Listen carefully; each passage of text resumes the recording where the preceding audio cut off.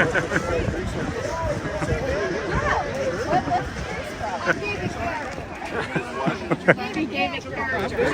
it look like I was running.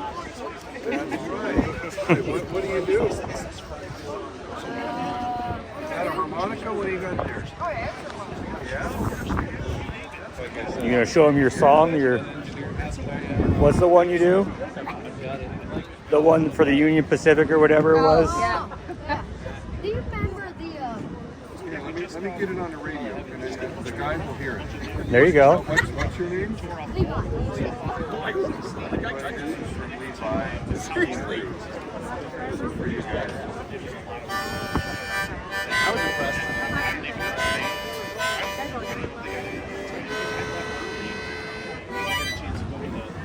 All right. See the picture sign this hat? Oh, yeah. Oh yeah, he says. In the grease, Let's yes. get a bigger one here. Let me see. There you go. Oh, we got a good sharp one here. Thank you.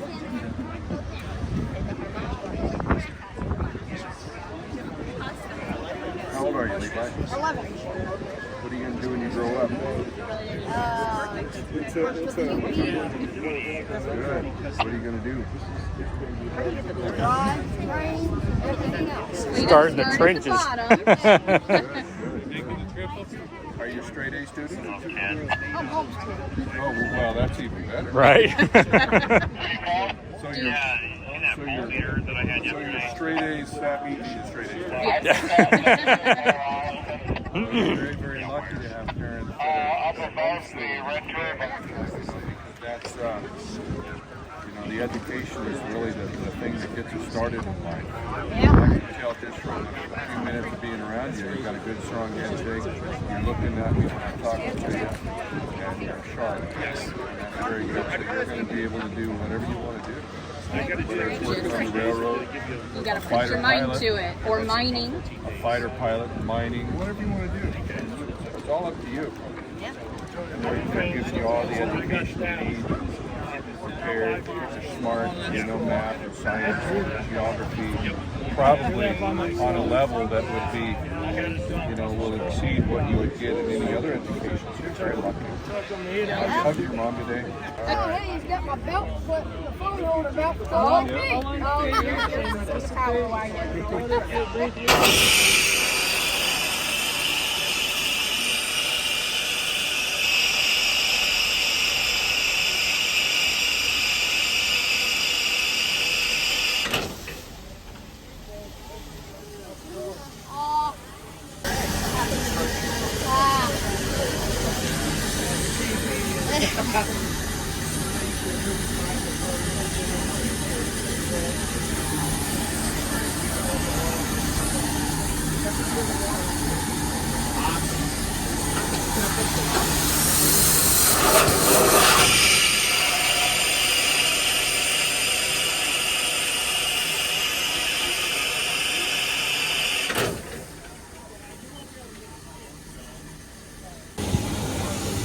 All right, here we go. Are you ready?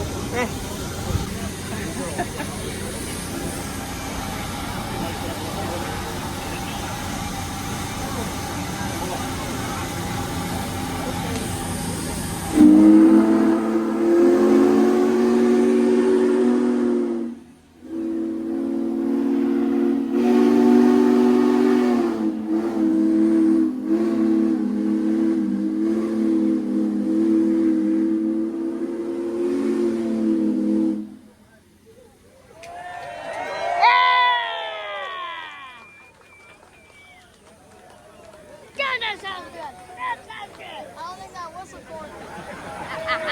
You bow.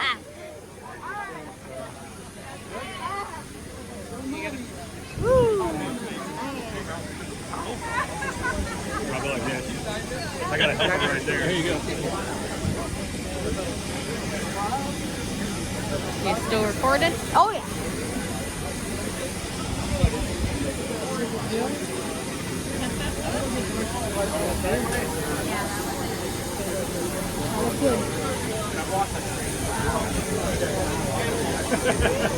Yeah, no problem. I'll hold my crap again.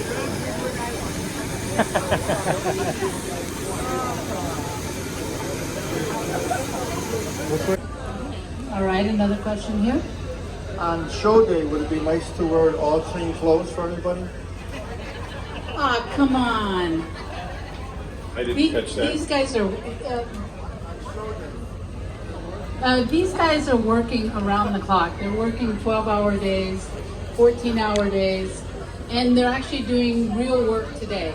So it's hard work. Can you tell us a little bit about your work? I mean, it's hard work. It can be grimy work. It can be tough work. So that ties into the last question about the crew. And from the outside looking in, it really looks like the best thing in the world, right? And it is. It's a privilege. It's an honor for us to have this experience that we are allowed. And that's important to think about that. As the year 2024, here we are in the beautiful state of Illinois, and we're looking at a 1941 big boy steam locomotive that's fully operational. But that work is very, very tough, hard work, and you need to have a passion for this type of stuff. You know, you've got many days on the road. There's a lot of the work. It is the 1940s. The cab doesn't have air conditioning at 0 miles an hour, and the air conditioning isn't that good at 40 miles an hour. So it's a privilege. It's an honor for us. It's what makes it so exciting and fun is seeing all of you and the experiences we have. How many people are on social media? A lot of Facebook people out there. It's really exciting to look at the comments and to hear and read about the experiences that everyone has. That's really what makes it special for us. And you guys, when you have a day like this, you continue working, right? I'm Plus, I want a picture with the Ted up on crew. the engine today, checking on the fuel, I believe. You really don't have a downtime. Yeah, we do plan a little bit of downtime in these days we're on display, but there's always something to do on the locomotive. We just were up a little while ago working on some minor adjustments that were required. This is 1940s technology. There are consumable parts on the locomotive. We oil, we grease, we service, we inspect it frequently, we clean it. That's a function of the inspection process. So we try to get some downtime in there. Today we're going to close right about the time that the display closes, so a couple of the guys can go get a haircut and go have a nice meal. And today's laundry day for me, so you know we literally live on the train for 60 days. It's a great experience for us. We're so honored that they let us do it. And I can see you have a diesel on there. Can you tell us a little bit about the need for a diesel? Yeah, I'm going to start that off, but I'm going to have Jimmy and the guys kind of explain a little bit of that. So a diesel serves a lot of different purposes out there. The most important one is that it allows us, in the event we have a delay of some type, so from the moment you steam the locomotive up in the morning, you're consuming your fuel and water. It's not like a vehicle that is just sitting there idling. You're consuming that water, you're consuming the fuel. Once you begin moving the locomotive, that consumption goes up, and there's a limit to how far we can travel with that locomotive. Tomorrow, we'll be working our way down to Villa Grove. That's almost 220 rail miles, so that's a long way for a big boy steam locomotive. We have 6,000 gallons of fuel and 75,000 gallons of water between the three tenders. So the primary purpose is to extend that range. And I'm going to hand the microphone to Austin, and he knows firsthand what it's like running that locomotive in dynamic brake. So as Ed explained, yeah, it's there for extending our fuel and water in power, but we also use it in dynamic brake. The locomotive itself has an exhaust steam injector, the big boy locomotive, and that usually works best when you got about 2 pounds of back pressure. Anytime that they were running this locomotive back in the day, it was physically working steam, which means you had to throttle open a little bit because the steam pulls the lubrication through all the valves, the pistons, all the areas. If you were to just close the throttle and just let it drift, you could have areas that could potentially run dry. So when we're pulling against this, sometimes we're pulling against it going downhill. So we'll use that diesel in dynamic brake to put a little load on it so we're not burning the brake shoes off of all these nice passenger cars that we're pulling. When you see trains and old videos of these big boys working back in the 40s and the 50s, all you see is a bunch of smoke rolling off the rest of the train. Well, it's because they had air set, and they were dragging it down, and they were actually working a drifting throttle coming downhill. We don't have cast iron shoes on that stuff back there, and it would just burn them up real quick. But it's just an operational situation that allows us to work the locomotive in a manner that it was more intended for. Fantastic. Here's another question. So could you go into a little bit of detail on the oil conversion that you did on the big boy? Well, the oil conversion, that's a really interesting question that we hear a lot. So the locomotive originally was designed to burn coal, and that process involved a mechanical device known as a stoker. We took the stoker out, we took the grates out, and we designed a system very similar to what the 844 has. So the oil conversion itself is actually quite simple. I think in the social media world, there's a lot of interest and a lot of speculation about that. But on a steam engine, just about every part of it needs to be very simple, very rugged, and it has to work very well. So in this instance, we used the 3985 tender. It already had an oil tank in it. Our original intention was to build a bigger tank, and we'll eventually add some fuel capacity to that tank. But we wanted to see just what kind of a range we'd get out of that. So the oil flows by gravity, controlled by a firing valve, controlled by the fireman, and it's regulated, it's metered into the firebox, and it comes out of a very simple burner. It's called a drooling type burner. Literally, if you can think about it, the oil literally drools or drizzles or flows out of that slot, and then it's atomized by steam pressure, and you can smell the fire right now. So operating a steam locomotive and oil burner is a visual experience far more than a coal burning locomotive is. You're manually adjusting the flow of oil, and you're manually atomizing it, controlling that atomization based on the combustion, the appearance of the stack exhaust. There'll be a test later. I'm going to walk around and ask you guys to remember all this. But bottom line is, the oil conversion itself is actually quite simple. It's because the locomotive is designed to produce so much power, it will flow a tremendous volume of oil. We haven't gotten to the point to where we've operated it to full capacity. It'll be interesting when we have an opportunity to do that. We have Captain America. My name is Jesse. One of my questions are the employees trained in like first aid and with an AED on the train? That's a good question. Yes, several of us are AED qualified and CPR qualified in first aid. We've got other colleagues here that are set up back on the train for that. We also have some EMTs and the ambulance service standing by here. So Ed, how fast can you go on this?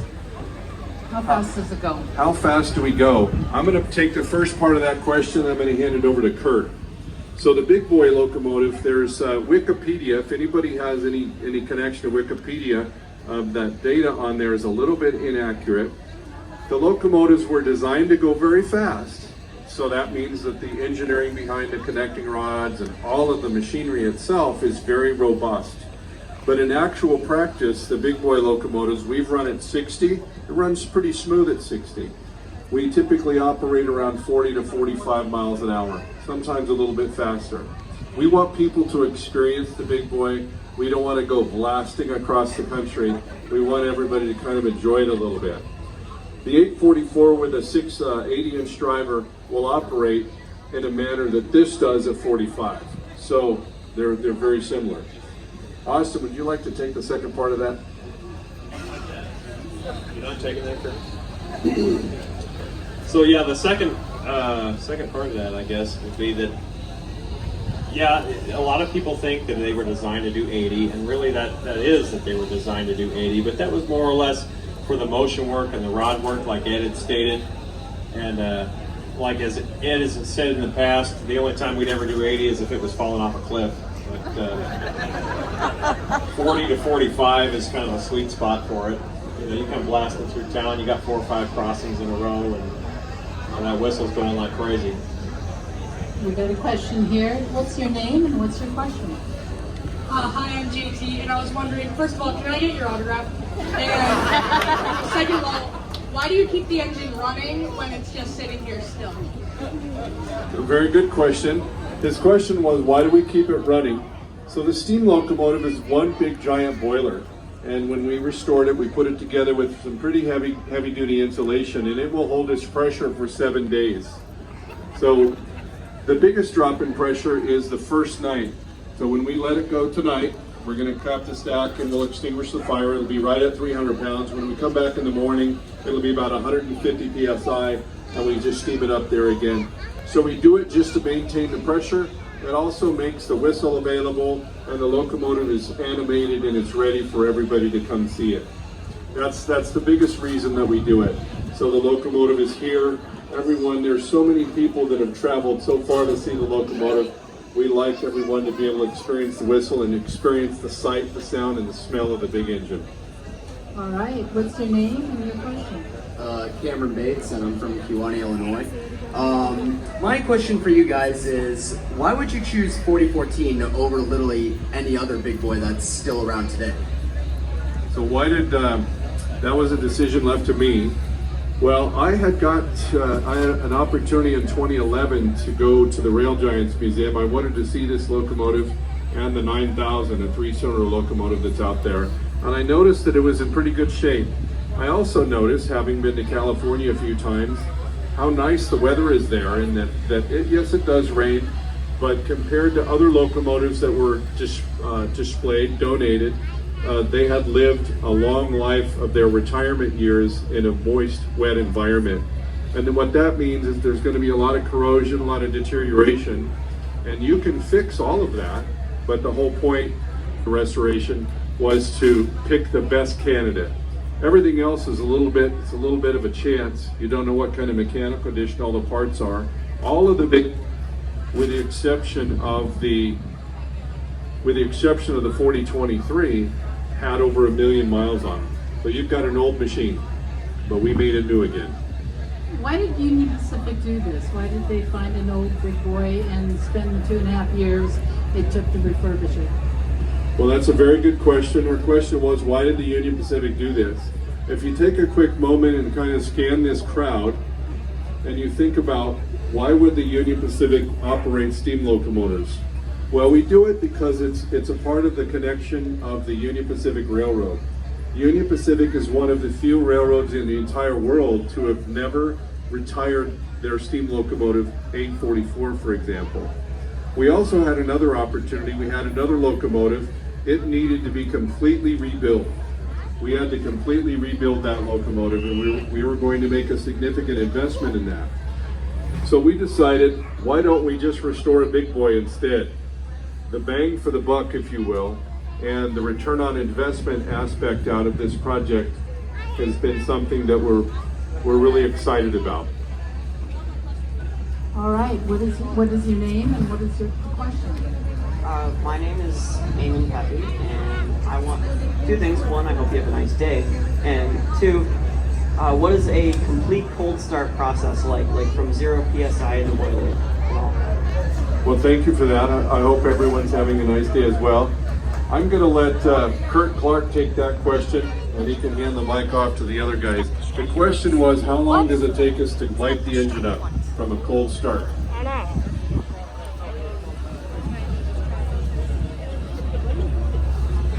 About 3 days. There's a process involved. You know, you have all that steel, and you want it to warm up nice and slow and take that heat in. That whole boiler and that machine all expand when it gets up to full operating pressure. So you want it to, you know, we take really good care of this thing. We want our tubes, our flues, our rivets, our stables. We want everything to just get the most time out of it as we can. So it's like anything else. If you take your hot rod and you start it up and you floor the gas pedal, is it going to last you very long? It's not. This is kind of the same thing. You get ready to start it up, you do it nice and easy, you let that heat soak into that steel, you let everything expand nice and easy, start pumping hot water, then steam mixed with water, then you light it off, and then you have nothing but steam, bring the pressure up nice and easy. Just take care of it and it'll take care of you. to piggyback off that, how long does it take to cool down?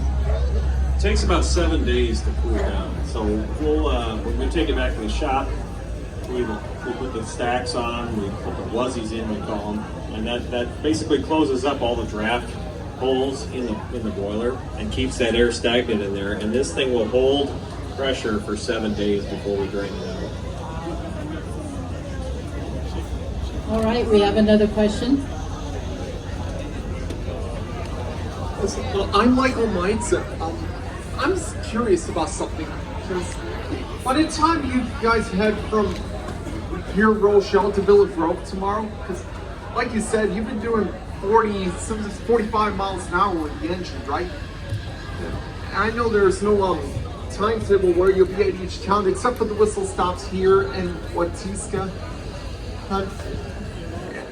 Because my mom was asking me what time they will go through Elmhurst from where we might see it before we chase the Villa Grange. Well, that's a good question. Well, there's a strategy behind identifying places that we want people to see the locomotive, and that is that we've selected a very safe location where we can focus our resources on helping everyone stay safe. The other really great option is to pay attention to our tracker at upsteam.com. Social media also has a lot of good information out there.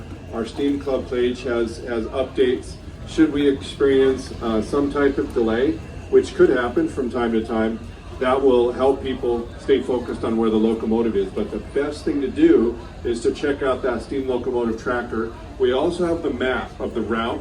Familiarize yourself with that map and just do a little bit of calculation, jump on social media, ask some questions, and we look forward to seeing everyone out there. How far back? 25 feet. I didn't hear that. One more time. How far back? Very good. Thank you very much.